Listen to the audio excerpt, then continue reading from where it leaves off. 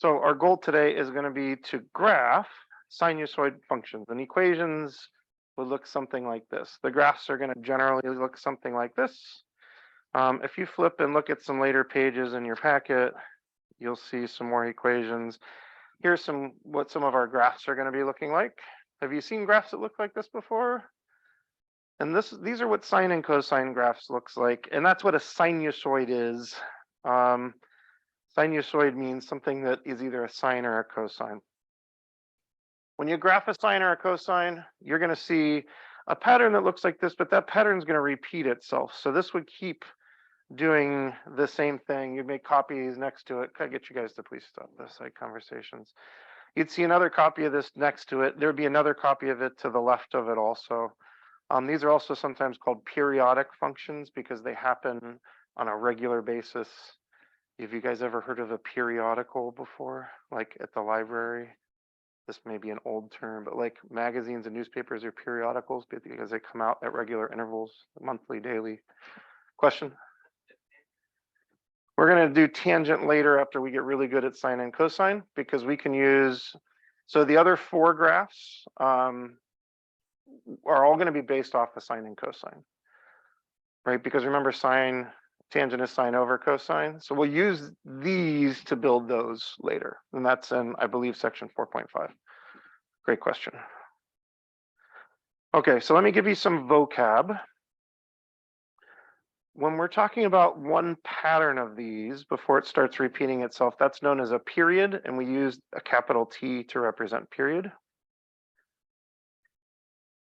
I believe that the reason for that is a lot of times in a lot of actual applications, these things are graphing something that's happening over time. So big T would be the amount of time that it takes for a pattern to repeat itself. By the way, can you think of any like natural phenomenon that kind of go on a sinusoidal basis? Something that kind of goes up and down? What are you thinking of? The tides would be a good example. What else? Say again. Sound waves. Yep. When you pluck a string on an instrument or when you sing, your vocal cords vibrate and they make that kind of sinusoidal. What else? Predator prey populations. And I don't know much about that, but do they tend to go up and down and up and down and up and down? Okay. So they're like two overlapping ones and it almost looks like a DNA strand if you put them together. Yeah, absolutely. Other things like the amount of hours of daylight that you get throughout a year.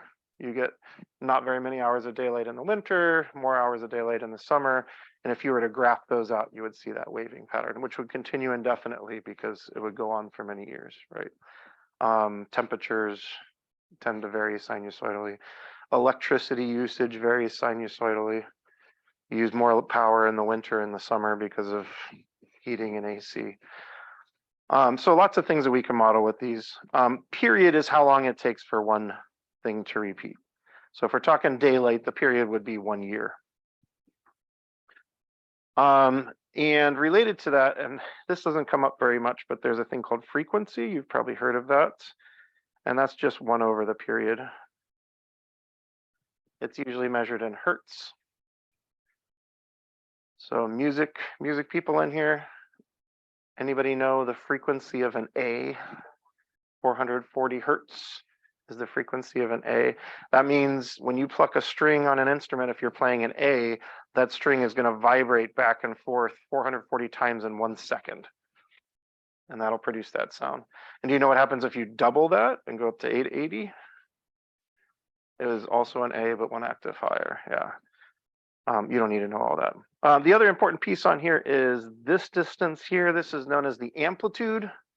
And we usually use the letter A for this.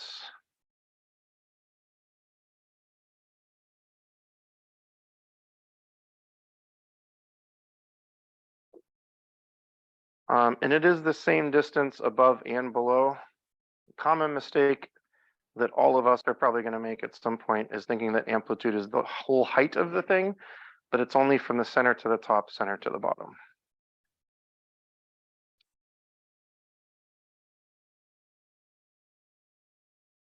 Now, A, the amplitude, it also appears in the equation. The coefficient disregarding the sign, the coefficient in front of your sine or your cosine is going to be your amplitude.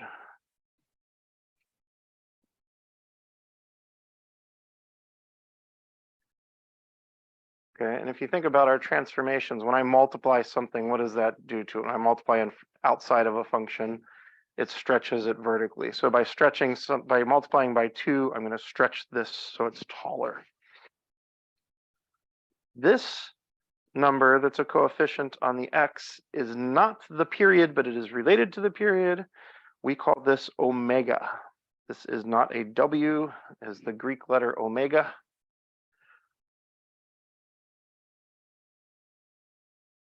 It is the last letter of the Greek alphabet. You know what the first letter is? Alpha, beginning. Omega is the end.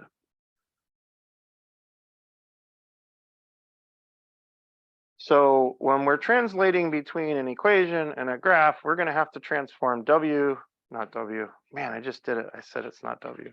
We're going to have to transform omega into T, and then sometimes we're going to have to transform T into omega. And for that, we're going to have to use this super complicated formulas. Omega is equal to, this is really important, switch colors here, 2 pi over T. And T is equal to 2 pi over omega. Isn't that convenient? I love the fact that this equation is the same equation whether you're converting from T to omega or from omega to T. Basically, you're just going to take the other one and divide 2 pi by it. I will tell you that sometimes it's more convenient if you're trying to find T to do 2 pi instead of divided by omega, to multiply it by the reciprocal of omega, because a lot of times omega is going to be a fraction. Dividing by fractions is tricky, but multiplying by the reciprocal of a fraction also works. Okay, so I'm going to feed this to you in small chunks, and then we're going to put it all together. So you're going to have to trust me on these next couple parts. You're going to feel a little bit lost. You're going to be like, I don't know where he's going with all this stuff, and then we'll put it all together. Okay, so here's the next chunk. One of the big common things we're going to have to do again and again for every problem we're going to do today is we need to translate between T and omega. So let's just practice that right up front so we're good at it. We don't have to think about it when it comes up again. So if I tell you that T is 10 and I want you to find me a corresponding omega, to find that, we're just going to take 2 pi and divide it by T. Omega is 2 pi over T, so 2 pi over 10. And simplify that, our omega would be pi over 5.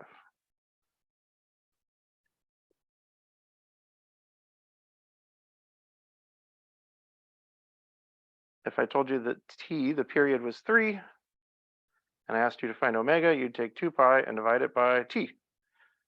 2 pi divided by 3. That doesn't even simplify, so that's it. That is omega.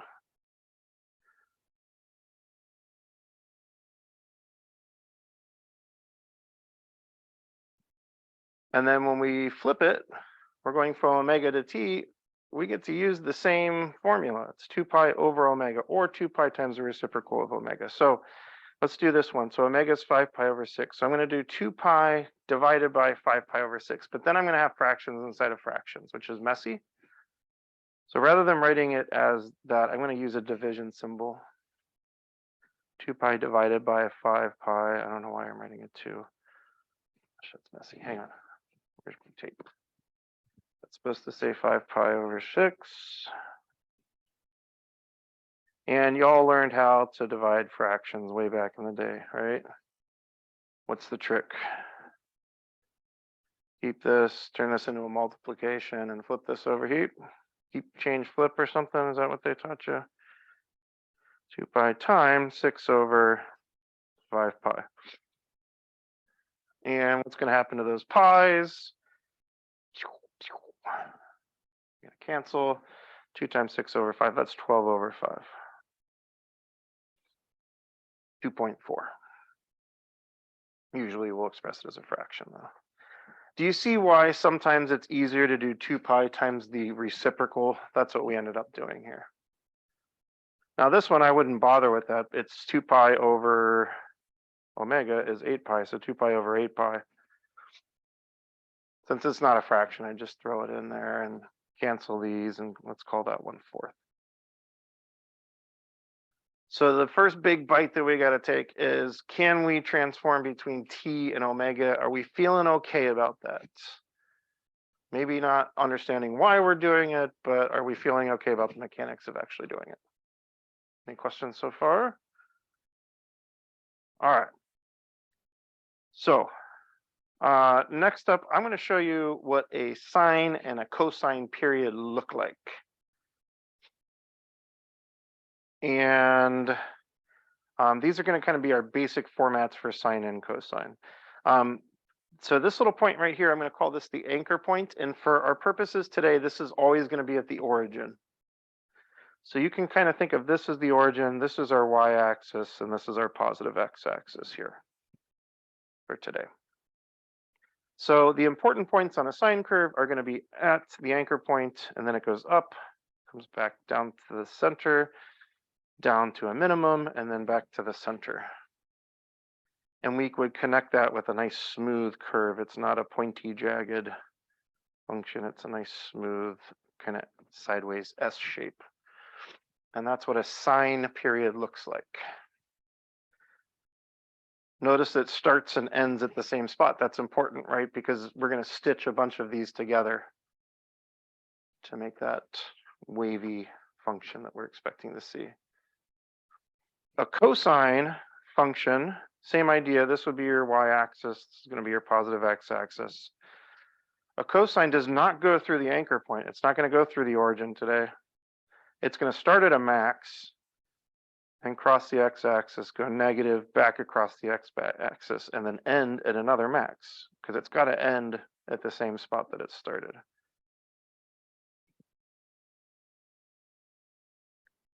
So we've got a positive sine and we got a positive cosine. And a lot of my students kind of think to themselves, if you turn one of them on its side, it looks like an S. And if you turn one of it on its side, it looks like a C, right? And that's kind of how they remember which one is which. What do you suppose is going to happen when we throw a negative in front of our sines and our cosine? Think back to transformations. When you did a negative on the outside of a function, what happened to it? It reflected. Did it reflect this way across the y-axis, or did it reflect this way across the x-axis? Across the x-axis. So let's just flip these over upside down, and we'll have ourselves a negative sine and a negative cosine.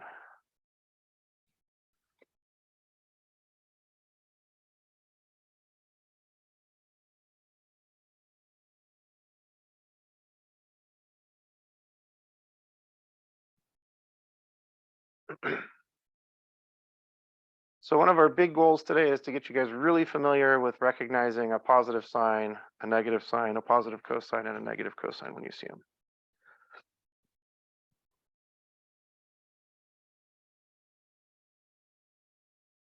Okay, not much explanation to do there. We will change this up, this anchor point. When we get to tomorrow, we're going to start sliding these things around. So it's all we're really adding tomorrow will be translations. And this won't be at the origin anymore, but for today's purposes, it's always going to be at the origin. So you're always going to, when we graph these, what we're going to do is we're going to draw a frame, and the frame is always going to look somewhat the same. It might be taller and skinnier, or it might be shorter and wider, but it's always going to be divided up vertically into 4 equal segments. Sometimes those segments will be really skinny, like only 1 unit here. These segments are 2 units wide. We'll see segments that are 3, 4 units wide. We'll see segments that are a half a unit wide or 1.5 unit wide, but it's got to be divided up evenly. And then we use these basic periods to fill in those in. So we're just going to practice that right now, and then we'll pull all this stuff together.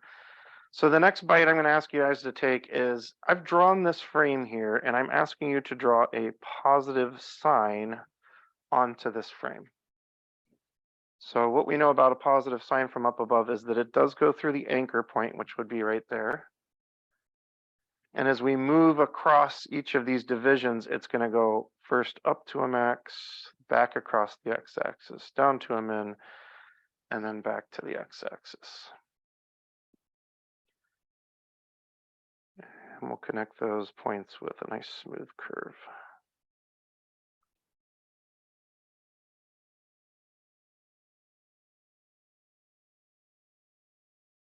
All right, now, but if you were to graph a sinusoidal, you would not just see one period on your screen.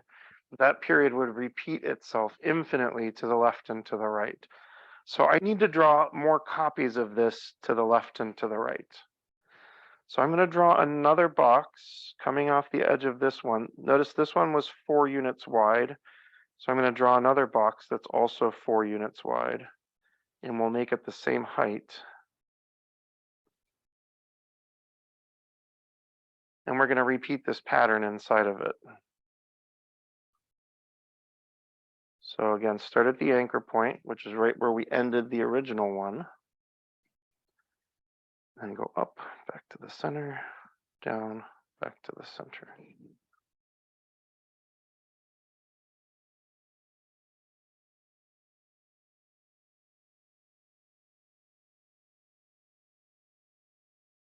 Okay. And we're not done because we need to make another portion of a copy here and then a couple more copies over here. So I'm going to warn you, this is going to be the portion of these problems that you're going to find tedious. Can you already kind of anticipate that? So let me show you a couple tricks that I have picked up from my students throughout the years that have made this a little bit easier.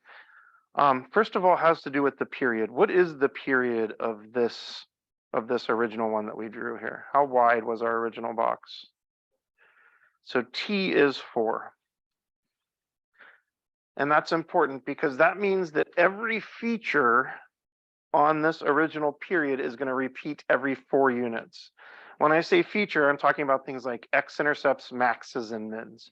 So look at this max right here. You guys looking up at the screen? Look at this max. It's right here in an x-coordinate of 1. Agreed? How far is it before I see the next max that's going to happen? It's going to be 4 units away. It's got to be because everything has to repeat itself every period, and our period is 4. So if I were to go to the left, rather than draw a whole nother box, couldn't I just count from this max, count over 4, and know there was going to be another max there? Let's do that. So start here, count over 1, 2, 3, 4, and you're going to have another max there. And then just keep going over until you get to the edge of the graph. Let's draw all of our maxes kind of all at once.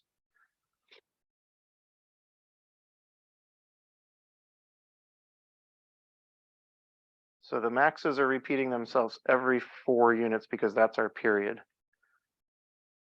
Mins, same thing. The mins are also repeating themselves every 4 units. There's one here at 3, and then there's another one here at 7. The next one would be at 11. We don't have space for that on our graph, but let's go ahead and start at this min and count 4 units over to find our next min. 1, 2, 3, 4. And then from there, count 4 units over. So I'm not drawing the curve, I'm drawing the points, and then I'm going to come back and connect all my points once I got all my points drawn.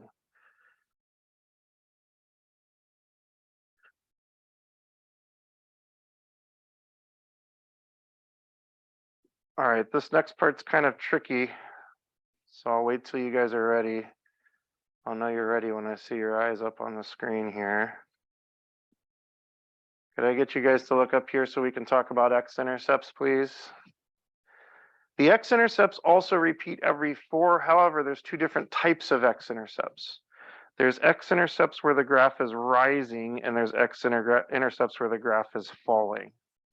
So I've got an x-intercept here where it's rising. I know I'm going to have another one 4 units away where it's also rising. And I've got an x-intercept here where it's falling. I'm going to have another one 4 units away. However, it doesn't really matter if we're just drawing points, whether it's a rising or falling x-intercept. What you're going to find is the x-intercepts are always half a period apart. And this is true whether you're talking about sines or cosines. So as soon as I knew that my t was 4, I knew that I could, along my x-axis, draw points every 2 units because that's half of 4. So go ahead and start here, and then just every 2 units, draw yourself a new x-intercept. And I think we'd have one more over here, and I think I missed a max over here also. 1, 2, 3, 4. Yeah.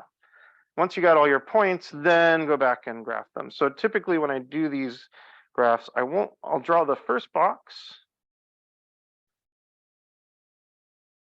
And then I'll just use counting to fill out the rest of my points. And once I have my points, then I'll go through and draw my wavy curve. Get the idea? So this will be tedious, but you're going to get faster at it. And you guys are going to come up with other tricks that make this even quicker than what I just showed you. All right, so see if you can do this next one if you haven't already. This time, could you do a negative cosine for me? Remember, cosines do not go through the origin. They either start at a max or a min. A negative cosine is going to start at a min. And then it's going to cross, hit a max, cross, and back to a min. So our cosine graph is going to look like this. And then just use counting. Now, what's our period this time? Period is 8 this time, right? So we need to count 8 units between maxes and mins.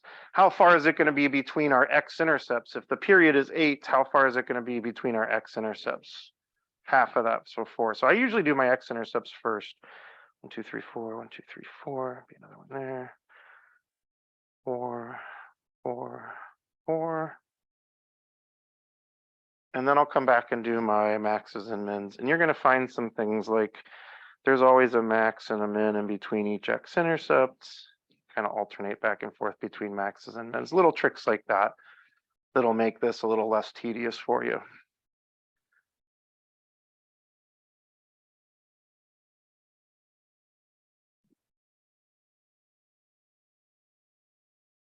So if you've got a graph, sinusoidal on your homework, and you're annoyed by the tedium of filling out the graph, which would you prefer? Would you prefer a graph with a really wide period or a graph with a really narrow period? Which would be easier for you? A wide period would be better because you don't have to make so many copies of it, right? A narrow period, that's where it's going to get annoying. So you're going to see sometime a graph that's got a period of 1. I'm like, oh my gosh, I'm going to have to squeeze so many of these graphs on here. And that's fine. You know, you just gotta get it done. There'll be another one where the period will be 16 and you only have to make 1 of them. So we'll actually see one of those here in a minute. So, all right, let's flip over. We're going to pull it all together here, folks. So this is where it starts to come together. Right now, I've been feeding you these little chunks. Now comes the real deal. We're actually going to graph one at some of these things. So focus on number 5 here. All right. First of all, look at that equation and tell me, are we dealing with the sine or a cosine? That's obvious. Cosine, is it a positive cosine or a negative cosine? Negative cosine. So we're expecting to see something that looks like, oops, that's positive cosine. Man, I'm really screwing this up. Hang on. We are expecting to see something that looks like this, right? That's what our first period is going to look like. What's our amplitude? Oh, nobody made the mistake. It is 3. What do you suppose my favorite mistake is for amplitude? -3. Yeah, but amplitude is always positive. Amplitude is a magnitude or a distance, so it's always positive. The negative does affect the graph because it's a negative cosine, but the amplitude will never be negative. All right, omega is the number in the equation. In this case, it is pi/2. That's our coefficient on the x. And period is going to be really important because that's going to tell us how wide to make our box. We don't know what it is until we apply the formula. So T is equal to 2 pi over omega. Instead of doing divided by omega, though, I'm going to do times the reciprocal of omega.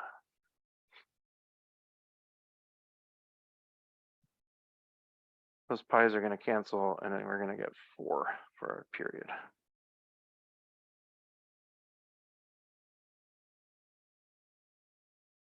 That's why we practice this, because this is going to be a big part of every problem, translating between T and omega.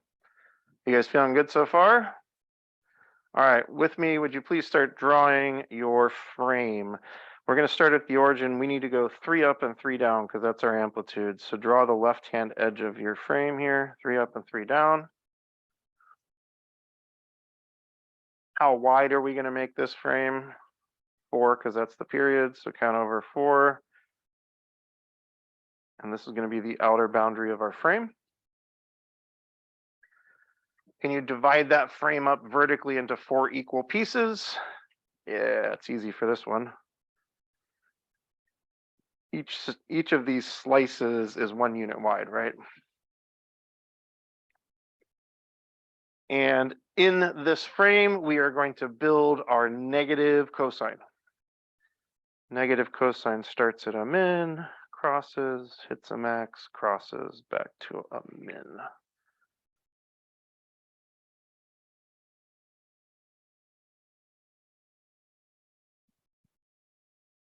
All right. And now comes the tedious part. Fill out the rest of the graph.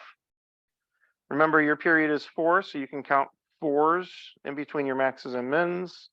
Your x-intercepts are going to happen at half periods. So half of 4 is 2. You're going to see x-intercepts every 2. Try some different methods. Again, everybody sort of usually comes up with their own little way to make this go a little faster for them. I found that I can quicker if I do all my x-intercepts first, and then I come back and hit my maxes and mins after that.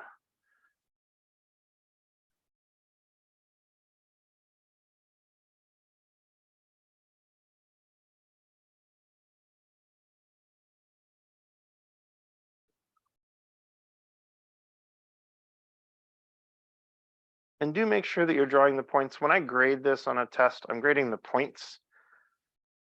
When you go to draw your wavy line that connects the points, like if it misses one of the points a little bit, that's okay, as long as I see that there's a point in the correct spot.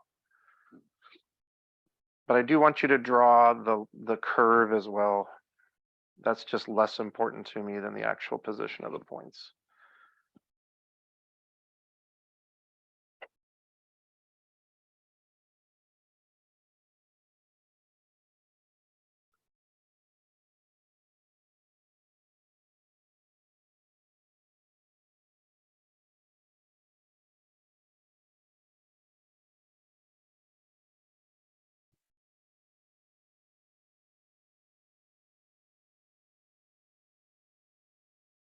All right, when you guys get those done, make sure we get our calculators out for what we're going to do next.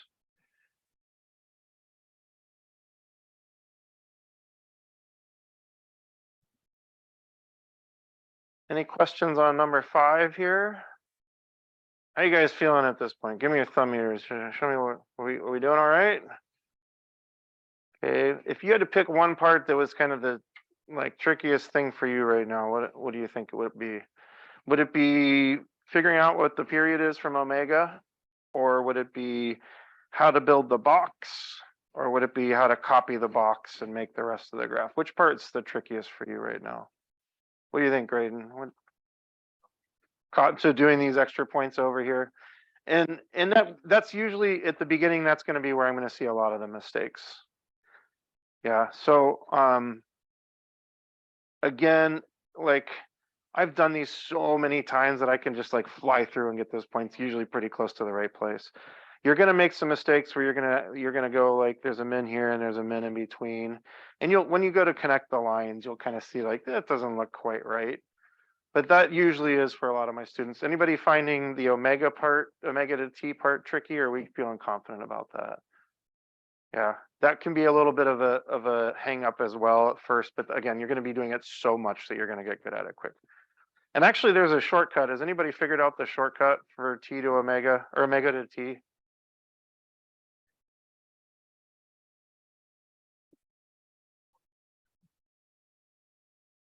Yeah. Yeah, so if omega is pi over a number, then the period is going to end up being twice whatever that denominator is. So like, what do you think the period is going to be in number 6? It's going to end up being 8. There is a little, that only works if it's just pi over 4. If it had been 3 pi over 4, that's out the window, right? All right, one more thing though, before we move on, we need to check and make sure this is right. I will not be providing you answers for your homework problems because you got all the answers right here on your graphing calculator. So get your graphing calculators out. First of all, when we are graphing sinusoidal functions, we want to be in radian mode. So hit your mode button, make sure you get switched over to radian mode, which means starting today, you are going to need to be very conscious of what mode you're in when you're working on homework. If you're doing a problem involving triangles where your angles are in degrees, you need to switch back to degree mode. If you're graphing sines and cosines, you need to be in radian mode, okay? That's really easy to be in the wrong mode.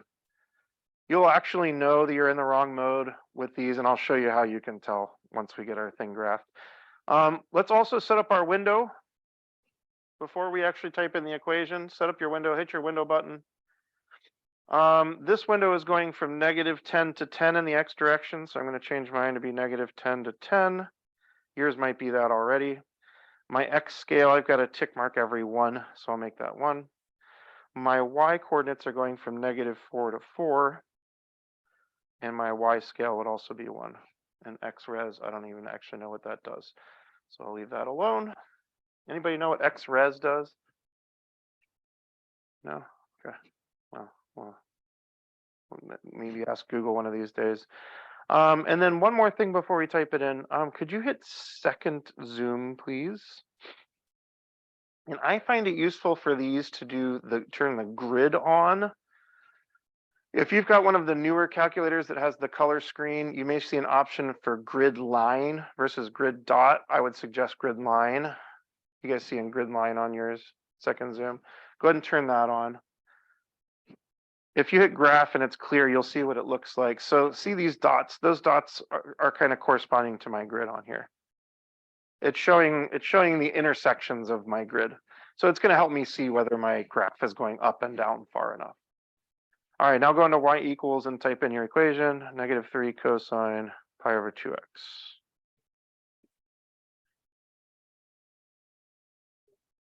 Second format, or second zoom, yeah. And hit graph and cross your fingers and hope you see something that looks a little bit like what we just made.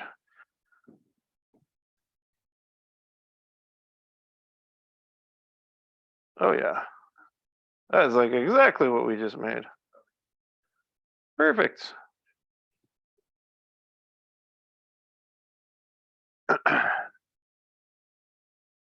Is it matching? Sweet. Now, let me show you what this is going to look like if you accidentally have it in degree mode. You're just going to see a flat line. Okay, so if you ever graph it and you're like, whoa, this is weird, my graph is showing me a horizontal line, probably you're in the wrong mode. So let me switch back. Radian mode. Okay, so it's really important, folks, that you are checking these and that you're doing it in the right order, right? When I ask you to do a graph in the homework, you don't want to graph it first and then draw it. Yeah, that would be way faster. Obviously, that would be quicker, wouldn't it? But you need to draw it by hand first and then check it. You know, do the thing that you know is going to help you learn. Let's make good learning choices here. All right, let's see if we can do the next one here. Amplitude, this one's a little tricky. What's our amplitude? Want to take a guess? 1, yeah, there's a little invisible 1 out there. Omega is pi over 4, we already talked about that. Are you guys willing to trust me on this whole shortcut thing? Over 4, multiply that by 2, t is going to be 8. So go ahead and draw me a frame that starts at the origin, goes up and down by 1. That's our amplitude, and is 8 units wide. That's our period.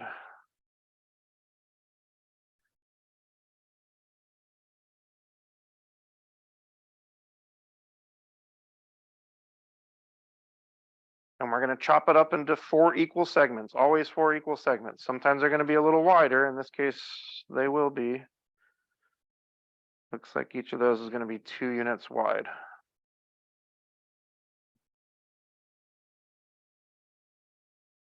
That sort of builds us a frame for us to put a, what do we got? We're looking at a positive sign this time. So we have to remind ourselves what sign looks like. Sign always is going to go through the origin for today.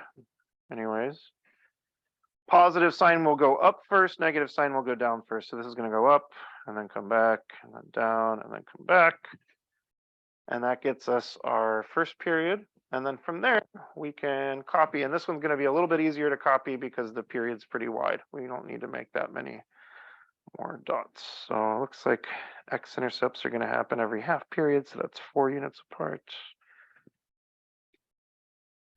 And get my maxes and mins in there. And then draw it. And again, I have probably graphed over 1,000 of these by hand, so it's going to take you a little longer than me for your first few. It won't take you very long though before you're doing them as quickly as I am.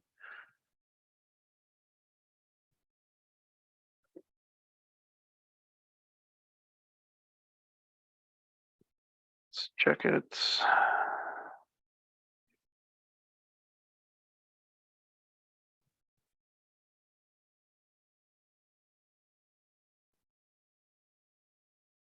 And wonderful, looks good.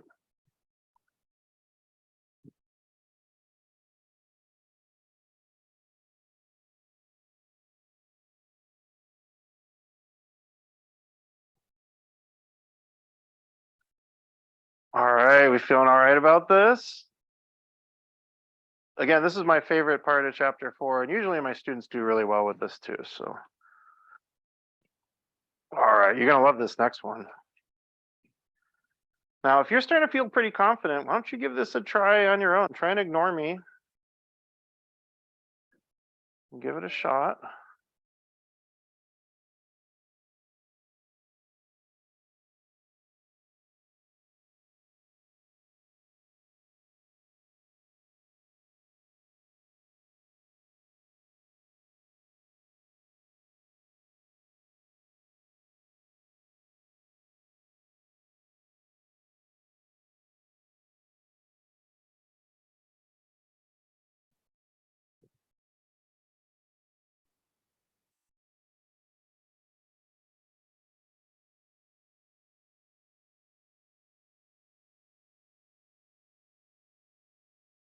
I'm waiting to hear someone start grumbling. Are you grumbling? Are you mentally grumbling? What's up? We got to do 4, so we're going to have some betweeners on this one, aren't we? So did you come up with an amplitude of 3 and a period of 2? It's going to be annoying, and this will be one of those tedious ones where like, ah, man. Yeah, we really do have to chop it up into 4 equal parts. So we're going to have some points that are going to be kind of halfway in between grid lines here.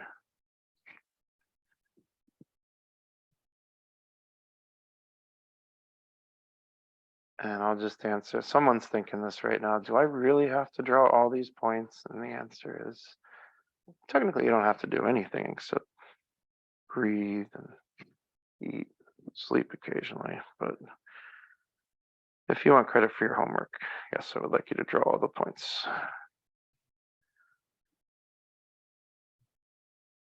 But make some observations before you start drawing the points. Like, how often are you going to see an x-intercept?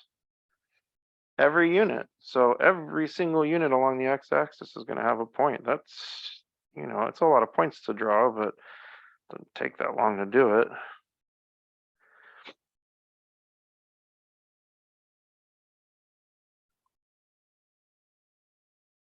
And then we just need to count 2 spaces between each of our maxes and 2 spaces between each of our mins.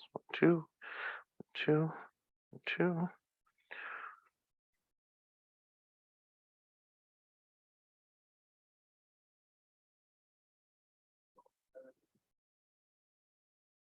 Great question. Question was, do you always start at the origin? So sines are always going to go through the origin, but cosines will not. If you flip back onto the previous page, so sines are going to start at the origin, but see how cosines are either going to start above the origin or below the origin. Yeah, excellent question. And that's going to come into play really heavily in a second when we start looking at graphs and deciding whether they're sines or cosines. So thank you for that question.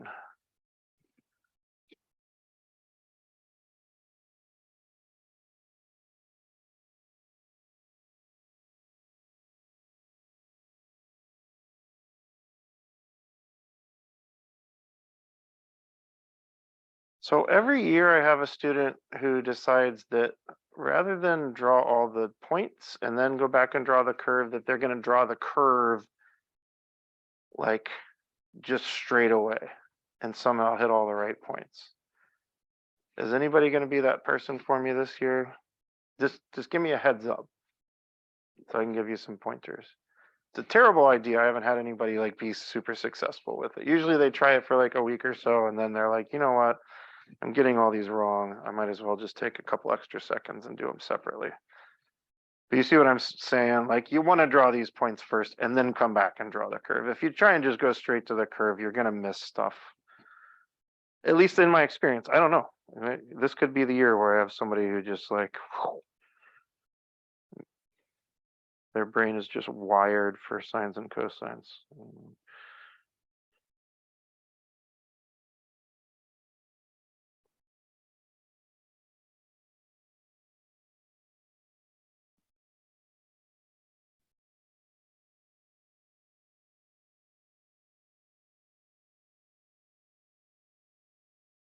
Tedious. That's what that one was. Difficult? Meh. Tedious? Absolutely.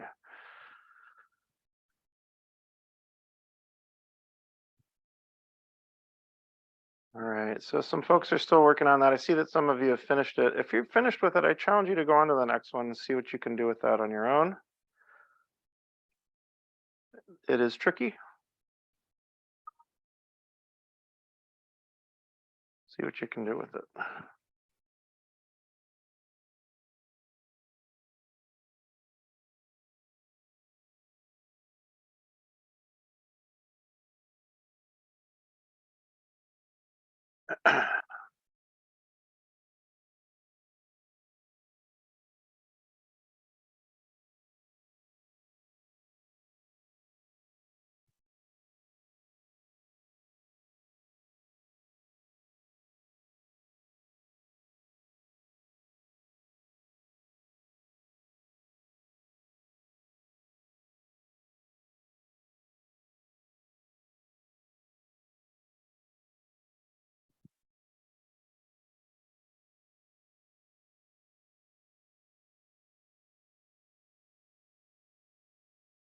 So if you're still working on number 7, if I could get you to pause on that, if you don't have all those points in the curve drawn, that's all right. I trust that you know how to do it. It's just we're in the tedious phase at this point.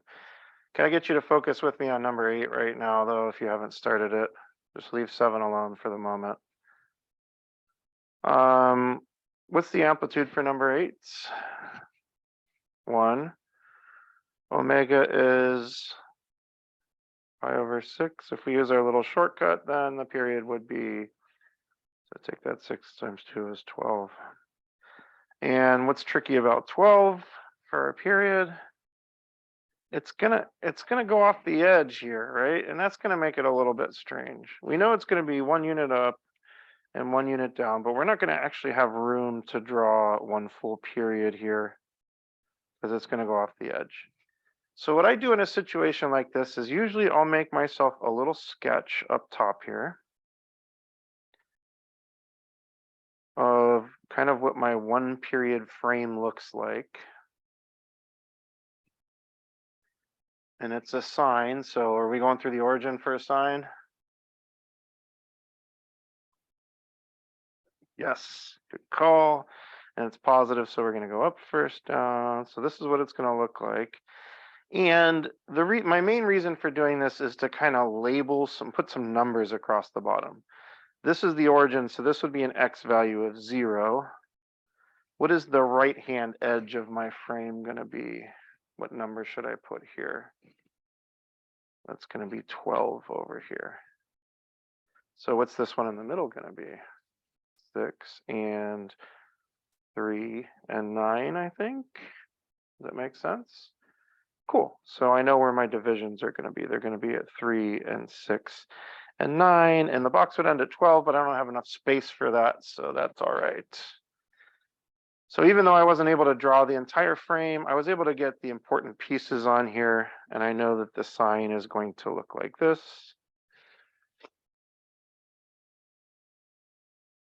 and then I can do some counting to come up with the rest of my points there.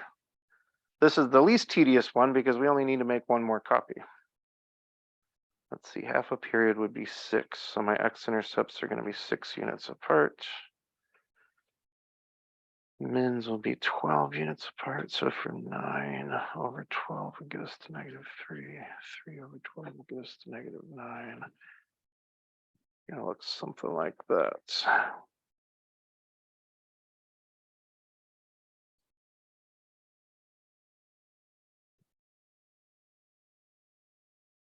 And I haven't used my grapher to check these two. You guys are going to have to just trust me.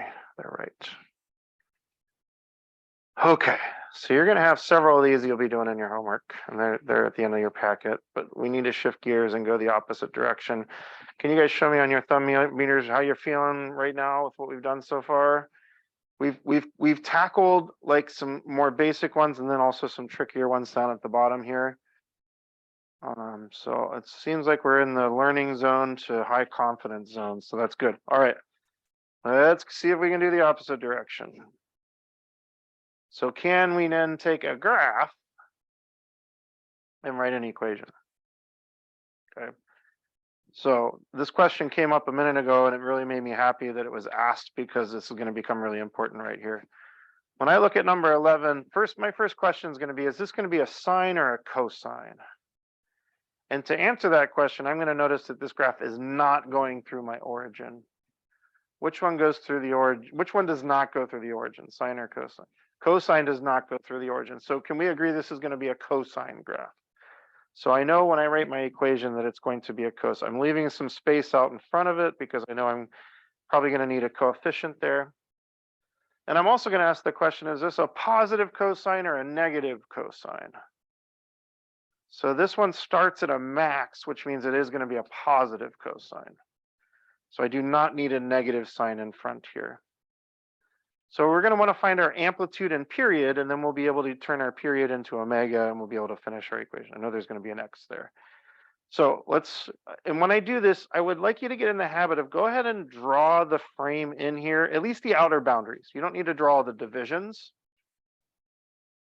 But when you start drawing that on the left-hand side, you can see what your amplitude is. How far up and down does it go? 4. And I really want you to get in the habit of drawing this frame in here because what we're going to do on Thursday, this becomes a little bit trickier. So get the practice. How do we know where a cosine starts and where it ends? It always starts and ends at the same place. If it starts at a max, it's going to end at a max. So my end would be here, right on the edge of the graph. Get in the habit when you're doing your problems for homework of actually putting that box around a single period because that's going to help you immensely with what we're going to do tomorrow. Or Thursday, or tomorrow is Thursday, Friday. Third time's a charm. So what is my period? How wide is the box? It's 4 tick marks, but is it 4 units? Look at the scale here. This is 4 right here. So that would make this 2 and 1, 3. Yeah, it is 4 units wide. Yes. Sorry, did I confuse you there? You're going to have to watch, though, because look on number 12. Are each of those tick marks 1 unit? Nope. We'll deal with that in a second, but always check on these. Okay, so but T is 4. Okay, here comes the super hard part. Are you ready? What's omega? So it's 2 pi over T. 2 pi over, which is, oh, now I see why you said pi over 2. You're right. Omega is pi over 2. So all we need to do is get this 4 for the amplitude and this pi over 2 for the period in the right places, and we're done. 4 pi over 2.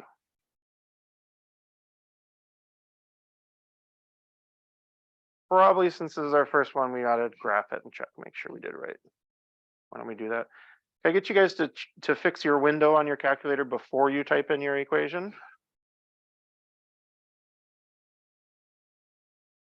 What's your x min this time? How far off to the left is our graph going? Let's say -4. X max is +4. We're going up by tick marks of 1.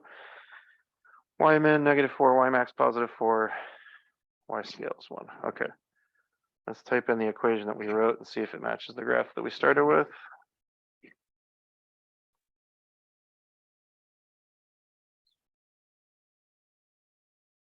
All right, fingers crossed. Oh, that's wonderful. Woo.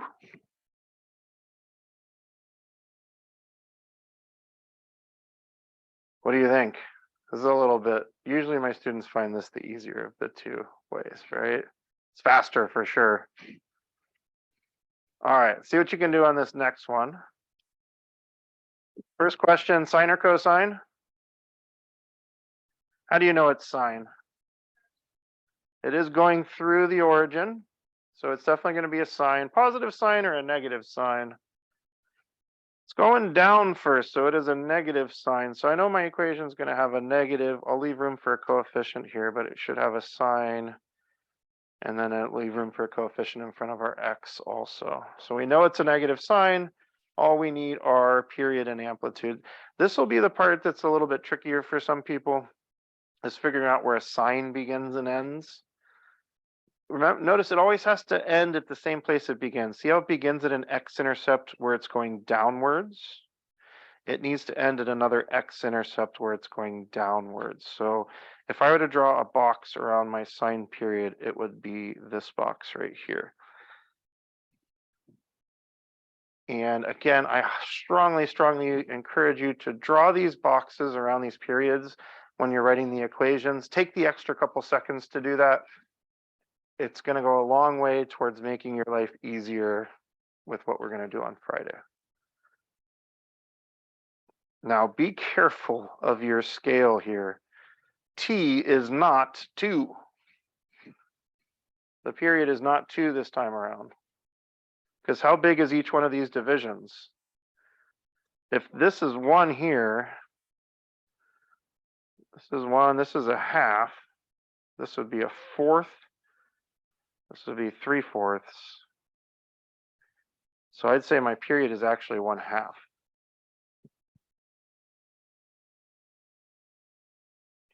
And look at your scale in your y direction also, from 0 to 4. So yeah, that's a little easier. So my amplitude is 3.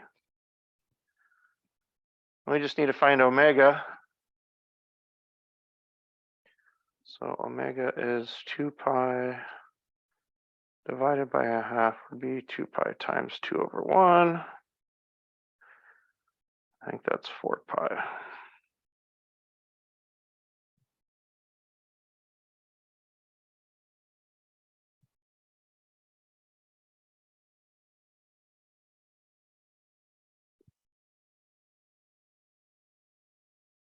Definitely going to check this one.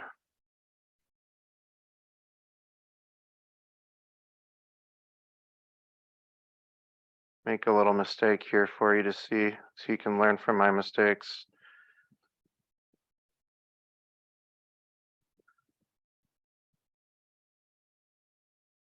All right, that's the equation I got. Do you guys agree with my equation? And I typed it into the calculator exactly correctly. And I'm going to graph it.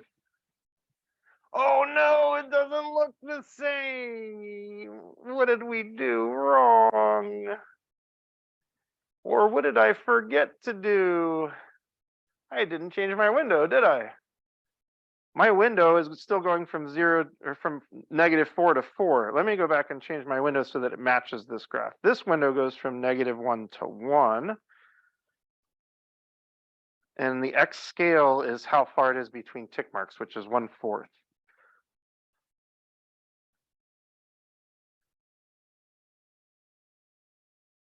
Oh, that's better. Okay. You gotta watch those scales because I'll flip them on you. In the homework, some of them go from -1 to 1, some go from -2 to 2, some go from -4 to 4. Yeah. All right. I would love for you guys to try these next two. I'm going to circulate around a little bit and see who has questions, and then check these on your calculators. If you're feeling good, go ahead and get us started on the homework. I'll come back and give you answers for these in just a sec.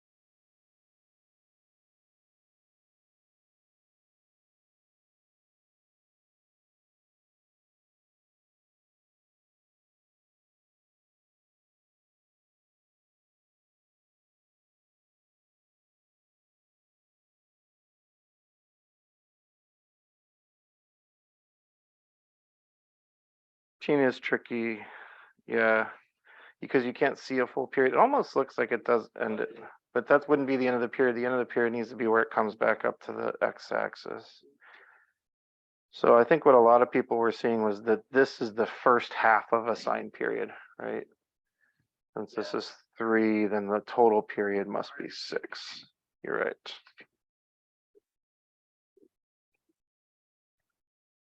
Amplitude is 1.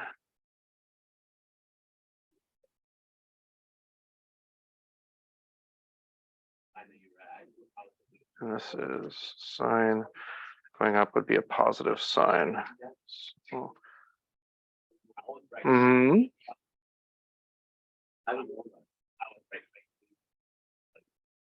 yeah.